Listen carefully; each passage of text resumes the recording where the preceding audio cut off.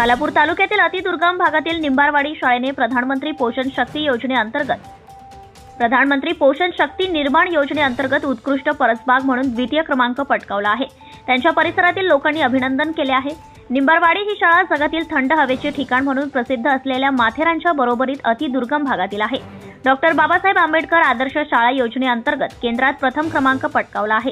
या दुर्गम भागात या शाळेचे आनंददायी वातावरण बनवण्याचं काम शाळा प्रमुख संदीप सदाशिव काईणकर, उपशिक्षक काळू गायकर यांचे योग्य नियोजन आणि येथील ग्रामस्थांचे सहकार्य आणि मदतीने त्यांनी शाळेसाठी अनेक योजना राबवल्या आहेत।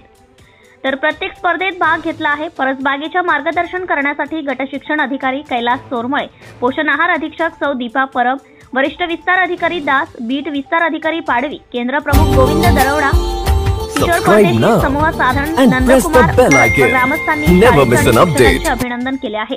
उत्कृष्ट परसबाग म्हणून रायगड जिल्ह्यात नोंद करण्यात आली आहे।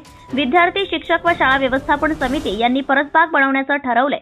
आज परसबागेतून मिळणाऱ्या ताज्या भाज्या पोषण आहारात घेतल्या जातात, असे शाळा प्रमुख संदीप काईणकर यांनी सांगितले।